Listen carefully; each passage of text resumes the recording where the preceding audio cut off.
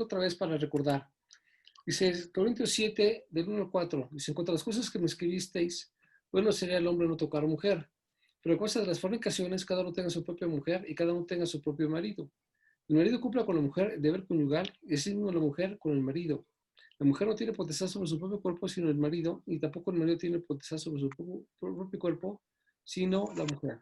Bueno, aquí lo que veíamos en la semana anterior es que aunque la Biblia se aplica más a la parte de la intimidad, la Biblia enseña que el marido cumpla con la mujer, el deber conyugal, no solamente habla de la intimidad, sino que abarca muchas cosas que preparan para el tiempo de la intimidad.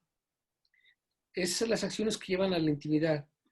Es el caso de que es un hombre que hace cosas como el ser líder, ser ejemplo a seguir, es el proveedor de todas las necesidades de salud física, mental e intelectual y de formación en el hogar, es el protector de cada uno de los miembros de la familia, especialmente de la esposa, es el que te pone sus deseos como ver el final del fútbol o el supertazón al final o Wimbledon o estar con familiares o amigos al estar y atender a la familia.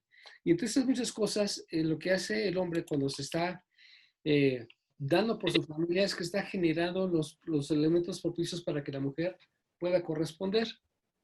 Dice que el marido cumpla con la mujer el deber conyugal y así como la mujer con el marido. Así que como el hombre que es, habla del inicio del hombre, porque todas las veces el hombre es el que Dios le pide cuentas. Así que el que tiene que preparar todos los desechos que tenga que ver con el matrimonio es el hombre el responsable de todo esto, aún en la parte de la intimidad. Y dice la Biblia también que el hombre tiene que cumplir con la mujer el deber conyugal, así mismo la mujer con el marido. Es decir, así como el hombre tiene que darse por la mujer, también la mujer tiene que darse por el marido. Una de las cosas que vimos aquí también la semana pasada es que la carta escrita desde Éfeso, dirigida a los corintios, tenía un enorme problema en la vida de Grecia. ¿Por qué razón? Porque había una diosa, la diosa Afrodita, la diosa del amor, con sus 1000 prostitutas sacerdotisas, y podrían imaginarse la enorme cantidad de abortos que había en esa época. 1000 mujeres al día se metían con toda clase de hombres todos los días.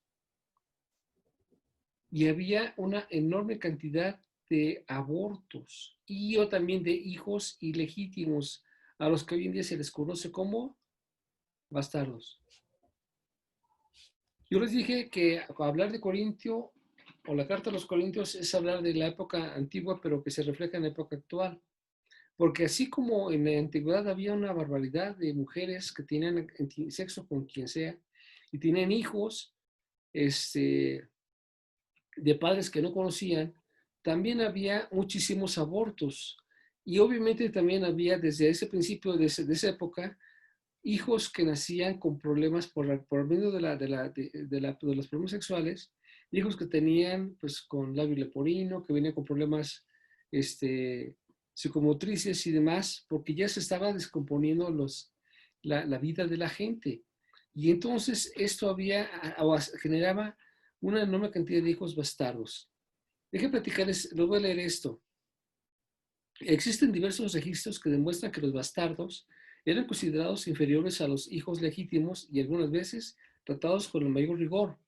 En Deuteronomio, por ejemplo, se lee, tampoco los bastardos podrán entrar a la asamblea del Señor hasta la 10ª generación. Pericles, discípulo de Anaxágoras y célebre capitán y filósofo que llevó al florecimiento más grande de la Grecia antigua, dio a los atenienses un decreto más cruel contra los bastardos. Cerca de 5.000 fueron condenados y vendidos como esclavos en una pública calamidad. Por las leyes de Salón, los padres estaban privados de la autoridad paterna sobre los bastardos. El placer momentáneo, decía este antiguo legislador, debe ser su única recompensa. Entre los romanos, la suerte de los bastardos era más desgraciada. En medio de un pueblo inmerso se hallaba una absoluta soledad, sin parientes, sin relaciones, sin sociedad y sin familia. Las leyes de las 12 tablas no admitían los bastardos del derecho de la sucesión. Las de Justiniano les rehusaban hasta los alimentos y solo los cristianos moderaron este rigor. El emperador Anastasio permitió a los padres legitimar a los bastardos por la sola adopción y Justiniano abolieron esta legislación para no autorizar este modo de concubinato. Atenas, la madre de las ciencias y la ilustración, y Roma cabeza y ornato del universo, fueron edificadas por dos bastardos según la leyenda.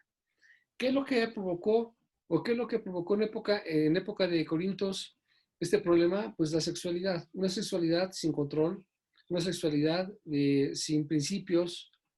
Lo que provocó es que hubiese muchísimos abortos, como ha ocurrido también en estos días. Y hoy en día, por medio de la pandemia, ha habido también una enorme, se han incrementado los abortos, pero también la procreación de hijos ilegítimos a los que se les llaman bastardos. Y no solamente es un hijo que no se le reconoce porque no tiene padre, porque esa es la descripción de lo que sería un bastardo. Un hijo bastardo o ilegítimo es el hijo nacido fuera del matrimonio o de padre desconocido, pero lamentablemente no solamente abarca a eso. Hoy nos damos cuenta que en la actualidad un hijo bastardo es el hijo que es desechado por su padre o que no quiso reconocerlo ni darle apellido, y menos responsabilizarse de él. Es el equivalente a lo que genera una madre soltera. Pero también es equivalente al padre que abandona el hogar o se separa o se divorcia, dejando al o los hijos a cargo total de la madre. Así como antes, el día de hoy ocurre esto en nuestros días. Ustedes conocerán a mucha gente alrededor nuestro, mujeres que son madres solteras, que se enamoraron, se tuvieron intimidad con alguien y luego tuvieron un hijo, el cual ya no quiso responsabilizarse, solamente tuvieron al hijo, pero no quieren ni darle apellido y mucho menos darle una atención como responsable. Es decir, no cumplió el deber conyugal. Aquí Pablo dice, el marido cumpla con la mujer el deber conyugal, y no solamente es con la mujer, sino también con lo que se generó de esto, que son los hijos. El padre tiene la obligación de ver por cada uno de sus hijos, y cuando esto no ocurre, está obviamente surgiendo o está generando cosas terribles. Los hijos bastardos son personas que no se pueden desarrollar adecuadamente en la sociedad.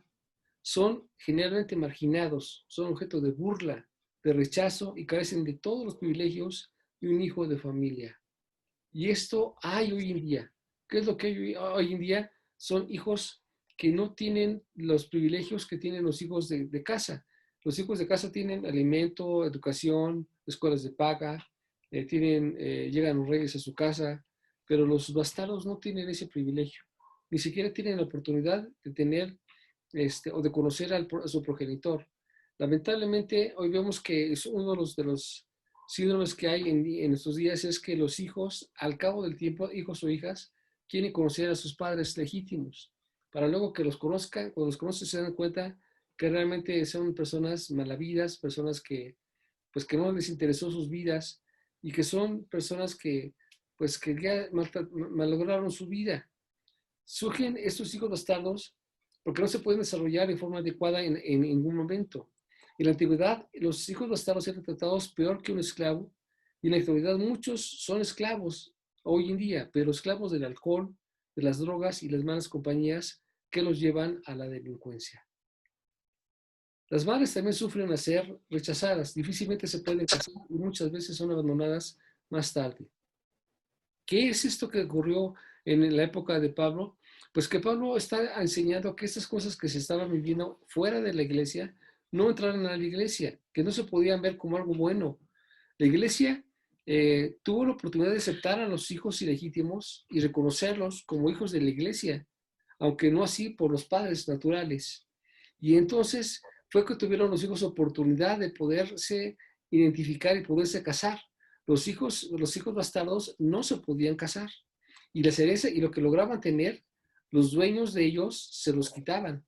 Así que no podían comprarse un coche, pero al rato llegaba el dueño y dice, ¿sabes qué? Eso es tu dueño de ti y por lo tanto tu coche me pertenece a mí. Y se lo quitaban. Y si tienen hijos, también, ¿sabes qué? Que tu hijo es mi esclavo ahora. Entonces, los hijos bastardos no tenían ningún privilegio, eran considerados peores que cualquiera porque los padres no los aceptaron. Y nos damos cuenta que hoy en día muchos hijos nacen sin el amor del padre. Y hablo especialmente del padre porque la madre pues ama a su hijo siempre, siempre lo va a estar amando. La madre siempre va a tener más apego a los hijos, pero a los padres no.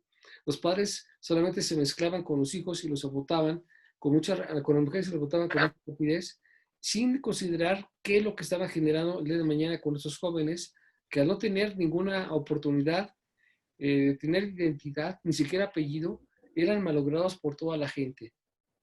Los hijos en la actualidad de los bastardos son rechazados en el hogar, no solamente en el hogar, sino también en las escuelas. Son objeto de burla, son marginados en la sociedad y, por supuesto, pues a la larga generan en ellos un odio hacia la sociedad, un odio hacia las personas, un odio hacia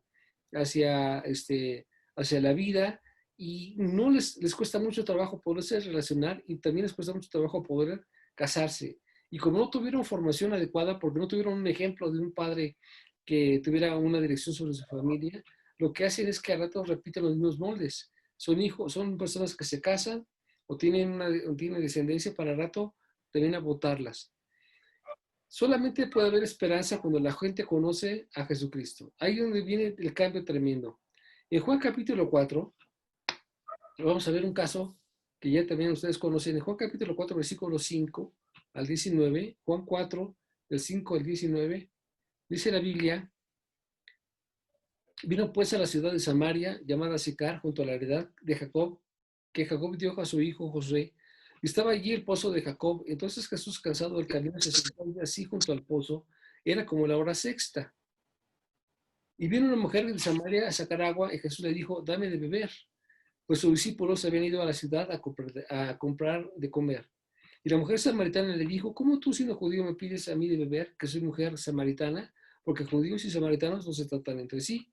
Respondió Jesús y le dijo, si conocieras el don de Dios, y quien sea que te dice, dame de beber, tú le pedirías y él te daría agua viva. La mujer dijo, Señor, no tienes con qué sacarla y del pozo, y el pozo es hondo, ¿de dónde pues tienes el agua viva? ¿Acaso tú eres mayor que nuestro padre Jacob, que nos dio este pozo, del cual bebieron él y sus hijos y sus ganados? Respondió Jesús y le dijo, cualquiera que bebiere de esta agua volverá a tener sed, o sea, que bebiere del agua que yo le daré, no tendrá sed jamás, sino que el agua que yo le daré será en él una fuente de agua que salte para vida eterna. Y la mujer le dijo, Señor, dame de esa agua para que no tenga yo sed, ni venga aquí a sacarla. Jesús le dijo, ve y llama a tu marido y ven acá. Respondió la mujer y le dijo, no tengo marido. Jesús le dijo, bien has dicho, no tengo marido porque 5 maridos has tenido, y el que ahora tienes no es tu marido porque esto has dicho con verdad. Y la mujer dijo, Señor, me parece que eres profeta. En la época de Jesucristo, no solamente los bastardos sufrían, sino obviamente también las mujeres. Pero eso ocurría antes, hoy no creo que ocurra, ¿o sí? Sí ocurre. Las mujeres también el día de hoy sufren y sufren mucho.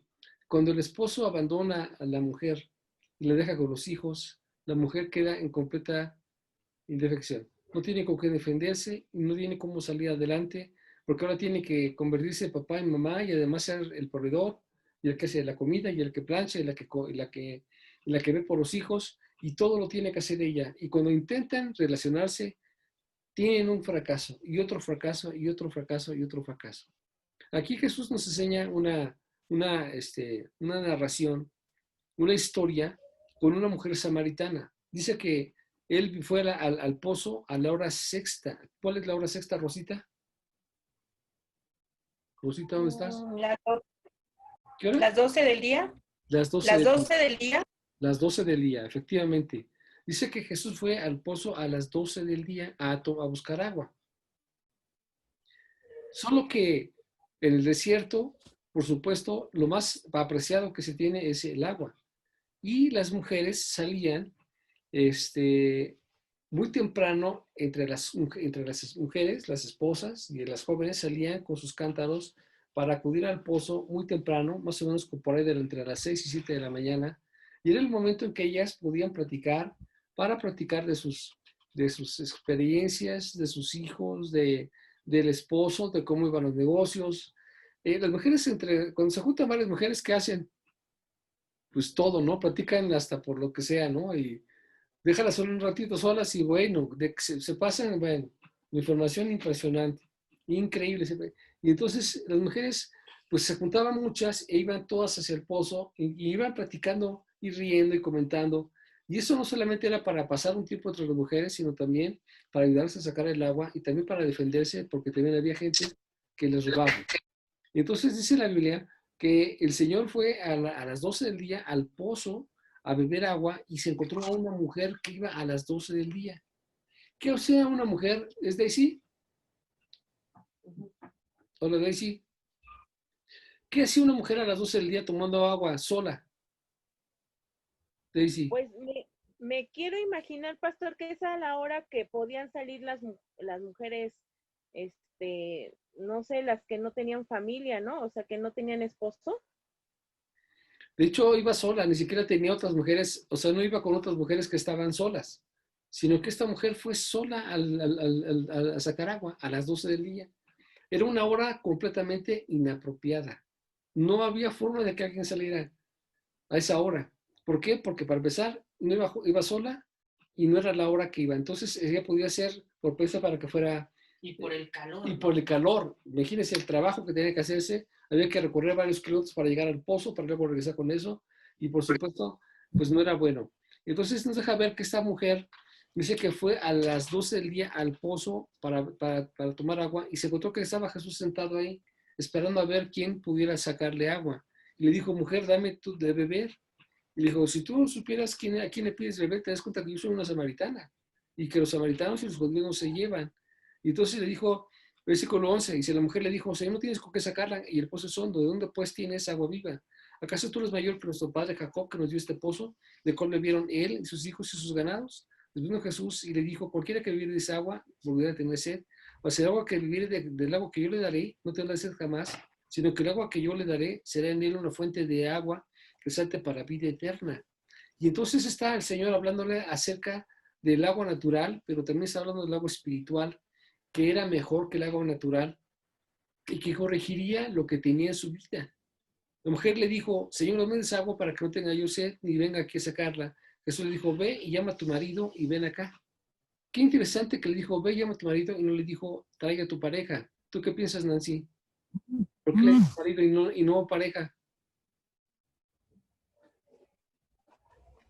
Ay, no sé, pastor. A ver, Gina, ¿por qué sería eso? ¿Por qué le dijo, trae a tu marido y no le dijo a tu pareja?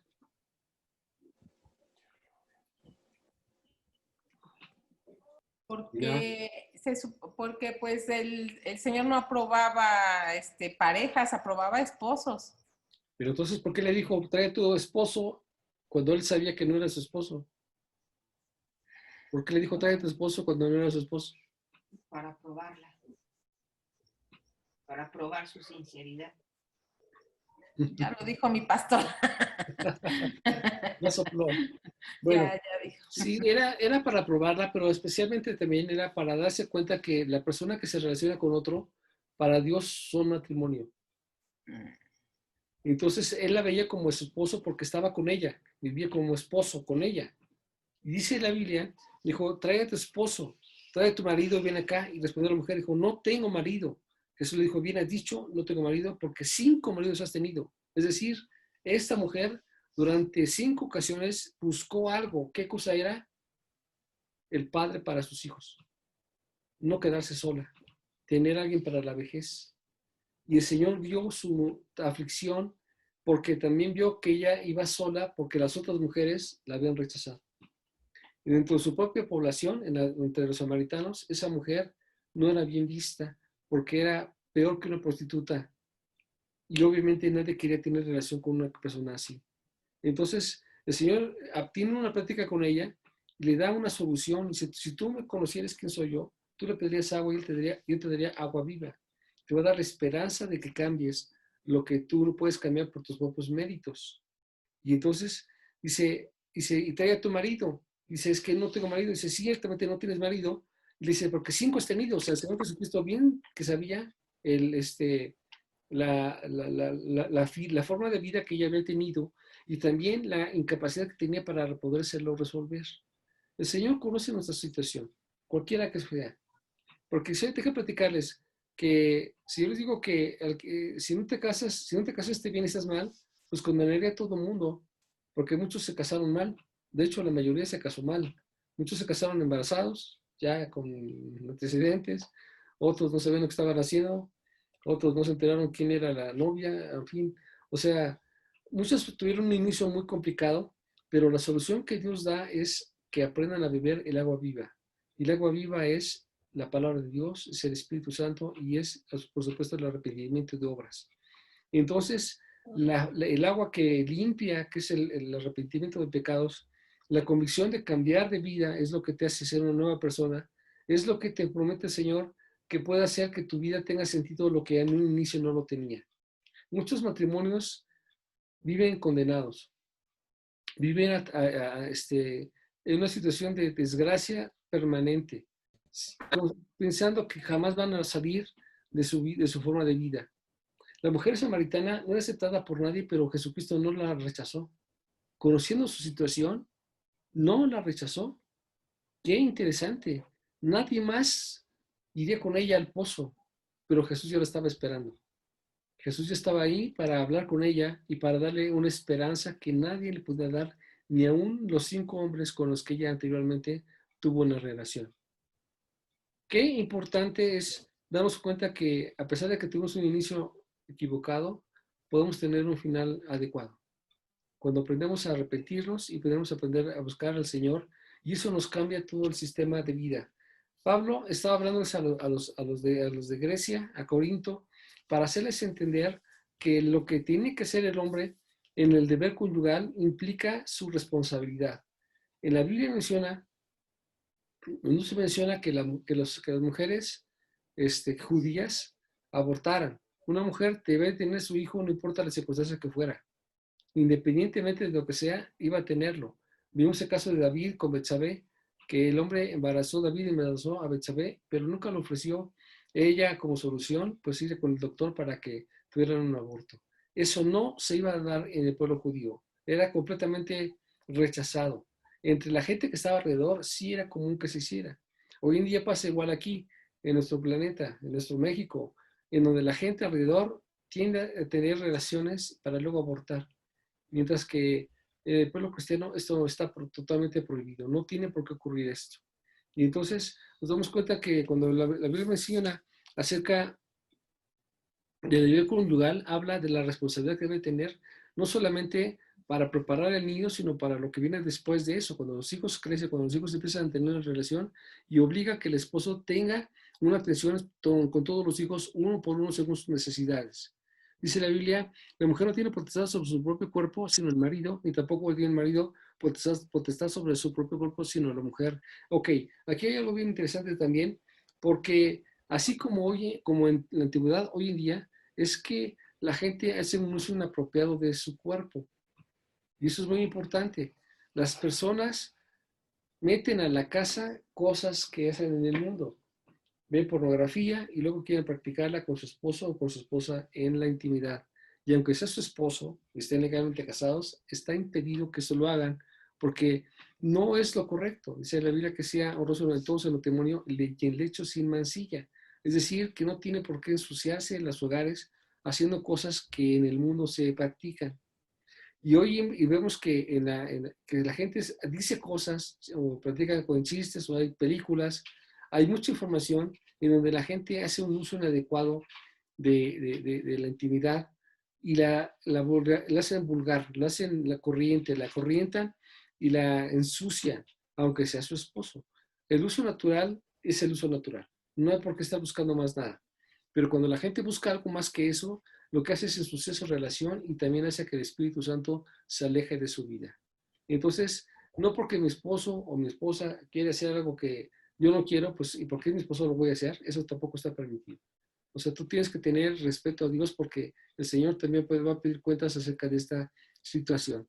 Cuando la Biblia menciona que el hombre no tiene potestad sobre su propio cuerpo, no se refiere a que va a hacer lo que ella quiera. No, se refiere a que yo voy a hacer lo que debo de hacer en santa relación del matrimonio y que la mujer y el hombre tienen que hacer exactamente lo mismo, pero eso fue publicado porque antes el esposo cumplió todo. O sea, ¿qué fue lo que cumplió? Pues cumplió con ser limpio, con ser decente, con ser responsable, con cuidar a los hijos, con ayudar en la casa, con ser el proveedor, con que sea el que defiende, con que sea el que piense en su familia todo el tiempo. O sea, todas estas cosas generan que el cuerpo se tengan el uno por el otro, y no solamente para la intimidad, sino en todo. O sea, el hombre entrega su cuerpo para su matrimonio. Y aquí es donde fallamos porque lo que quebranta el matrimonio es el egoísmo. Los matrimonios fracasan por una cosa que se llama egoísmo. Cada uno pleitea su derecho. Y en el matrimonio no existen derechos, solamente deberes. Yo me debo a mi esposa, ella se debe a mí. O sea, yo me debo para hacer todo lo que se necesita para la casa y para ella como para mi familia. Así es como lo tienes que ver. Tu única preocupación debe ser para el marido. Ahora, eso también es muy importante porque aquí tenemos un problema sobre la falsa sujeción. El hombre tiene que, y la Biblia menciona que la mujer debe estar sujeta al marido. Eso es muy importante, pero no significa que sea sujeta para las cosas que están incorrectas. Solamente voy a ser sujeto, va a ser la mujer sujeta a la mujer, al hombre, cuando haga al hombre las cosas correctas, no para lo que es incorrecto. Entonces, si dice, por ejemplo, el esposo, pues nos vamos a ir a esta fiesta donde va a haber chupe y no sé qué, y baile y todo, dices esto, pues bueno, yo me sujeto a mi esposo. ¿Eso sabes qué es? Es aborrecer al Señor, darle un lugar al Señor que no le pertenece, porque Dios va primero y Dios es santidad. Y el espíritu se aparta si hay cosas incorrectas. Entonces, no porque mi esposo o mi esposa me dice que haga cosas, tengo que hacer lo que dice, es una falsa sujeción. Ahora, él le dice, someteos unos a otros en temor al Señor. Y el sometimiento es mutuo. O sea, yo voy a hacer lo correcto para mi familia y mi esposa tiene que hacer lo correcto para la familia. Es decir, uno al otro tiene que buscar hacer en forma recíproca lo que es lo correcto, pero jamás algo que manche o que ensucie o que ponga en peligro la santidad del matrimonio. Entonces, la sujeción tiene su parte, pero también tiene su límite. No se puede hacer cosas que no se deben hacer. Y eso es muy importante. Entonces, tenemos el caso de los esposos que toleran todo lo que la esposa hace. Y tenemos el caso de la esposa que tolera todo lo que el hombre hace. Y esto es incorrecto. Yo conozco por ahí una persona que, un matrimonio de unos pastores donde el hombre hace cosas incorrectas, pero dice a la mujer, mientras a mí me dé mi gasto, pues que haga lo que quiera. Y eso no es correcto, eso ni es sujeción ni nada, ni sometimiento ni nada. Eso solamente no le importa ni a su esposo ni le importa a Dios. Esa es una situación terrible. Y algo que es importante también es entender que Dios no le dijo a esta mujer samaritana, pues que si este esposo no funcionaba le iba a dar otro. Simplemente había que quedarse con el problema que tenía. Si la mujer ya fracasó en su matrimonio, me quedan 10 minutos. Si ya fracasó en su matrimonio, no tiene por qué estar buscando otro. O sea, lo que hace la gente es, bueno, aquí ya no funcionó, pues buscan otra relación y otra relación. La mujer samaritana llevaba 5 relaciones y aún así no era feliz porque ni siquiera era aceptada por la gente de sus aldeas. Tenía que ir en un horario diferente donde no había nadie para poder tomar el agua porque ni aún sus amigas, o sea, ella no platicaba ella no se enteraba de los chismes que platican las mujeres o de las novedades que platican las mujeres. Y él platicaba eso. ¿Por qué? Porque iba sola. No era aceptada por nadie. Qué terrible. Y Jesús le da la oportunidad de, ¿sabes qué? Yo te puedo aceptar y te voy a aceptar siempre y cuando aceptes mi sacrificio y cambies. Porque no se trata de que aceptes y ya, ¿no? Y sigas igual, ¿no? Se trata de que cambies, de que hagas las cosas diferentes. La vida cristiana es un dechado de muchos cambios constantes. Y el cambio constante, el primer cambio constante es por tu familia. Lo más importante que tiene el hombre es su familia. Su esposa y sus hijos, y en ese orden. Y la mujer tiene lo más importante de su esposo y sus hijos, y en ese orden. Eso es lo más importante. Y si alguno de ellos no está, tendrá que quedarse como está. Hasta que Dios en algún tiempo, si es que Dios lo envía, lo hace. Pero lo que hacemos con mucha frecuencia es que estamos queriendo ayudar a Dios. Ya no tengo esposo, pues voy a buscar otro. Ya no tengo esposa, pues voy a buscar a otra. Dime, Noemí, ¿qué piensas de ese pastor que se acaba de divorciar y se vuelve luego a casar? No, enviudó. Y enviudó y se vuelve a casar luego. Pues conforme a lo que hemos vivido, pues no sé, yo ve que yo he platicado con usted y pues, o sea, puede ser que se vuelva a casar no estando bueno, haber dejado a su mujer, o en el caso que nos tocó vivir a nosotros, que era el pastor, pues quedó viudo y luego se casó, entonces pues como que sí se empezaron a distorsionar las cosas y empezaron pues a estar mal, ¿no? Cualquiera de los, yo creo que cualquiera de los dos casos pues no es lo correcto, porque empiezan a estar las cosas mal. Eso no fue, es una formación de familia.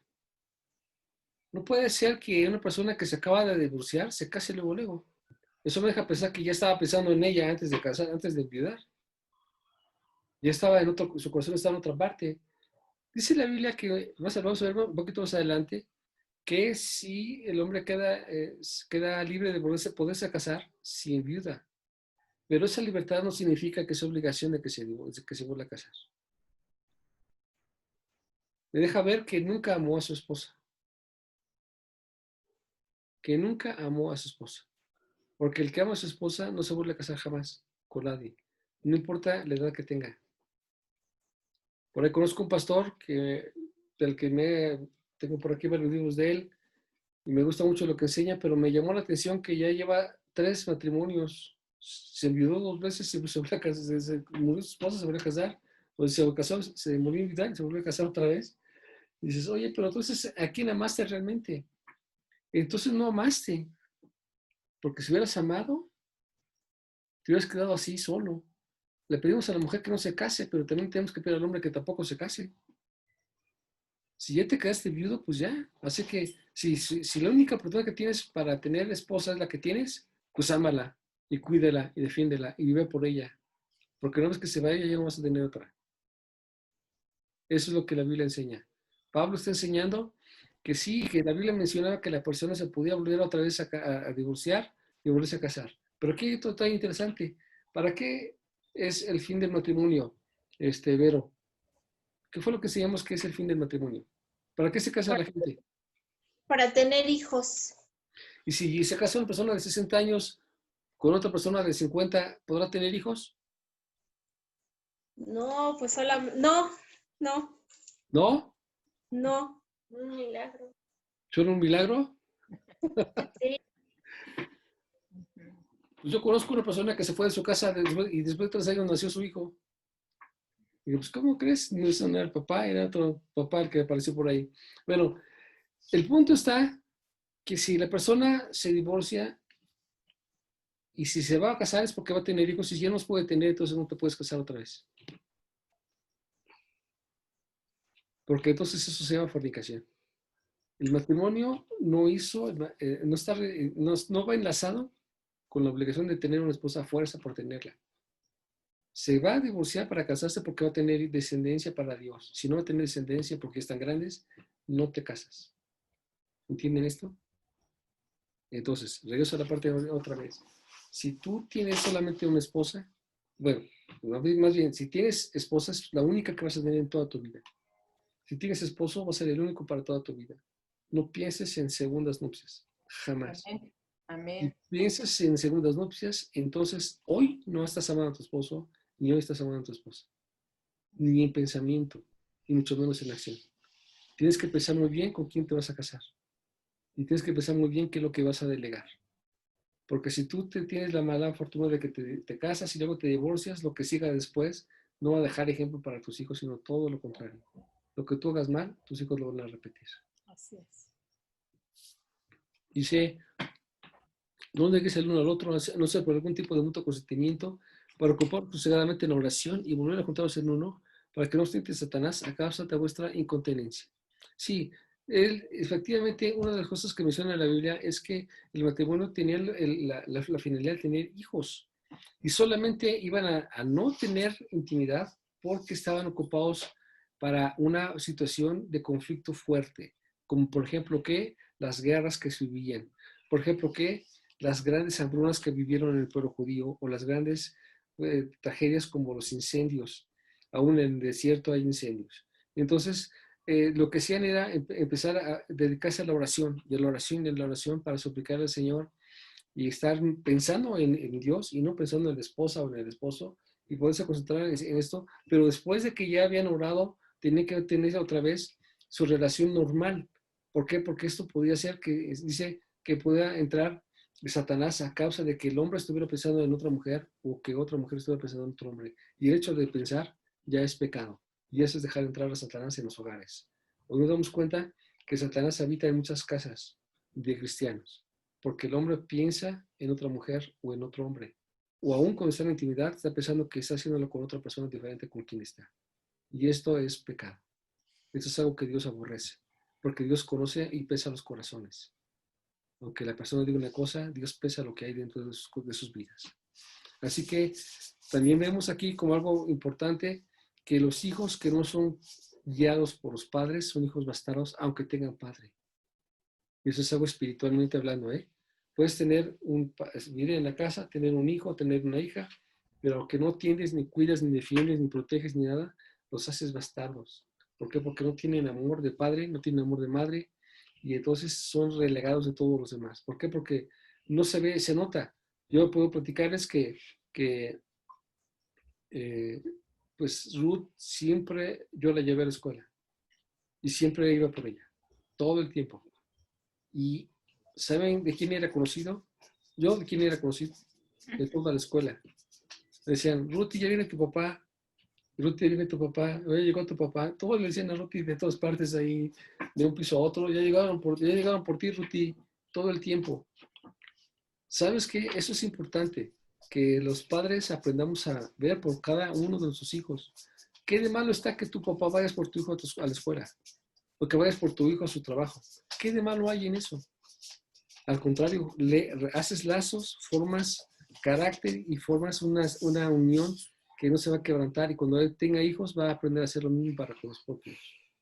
Entonces, esto habla de un esfuerzo que se tiene que hacer. Hoy nos damos cuenta que el matrimonio no es nada más que la madre ve por los hijos y los lleva a la escuela y va por ellos y es que firma las boletas. No, el padre es el que tiene que dar la cara. Aquí vemos que siempre el papá tiene que dar la cara primero. Siempre tiene que dar la cara primero.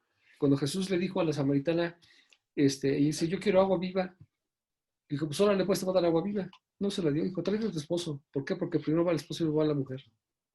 Primero tiene que ser a través de la dirección que Dios da a través del hombre para que llegue a la familia. Dice, pero es que no es mi esposo. Y tú lo dijiste, efectivamente. Pero siempre va a la dirección del hombre. A él sea que tiene que dar la dirección para que aprenda el hombre a darle todo lo que Dios da a todos los hijos en general. Ninguno puede tener necesidad de nada. Todo tiene que ser suplido por parte del Padre. Eso es lo que Dios está enseñando en este día.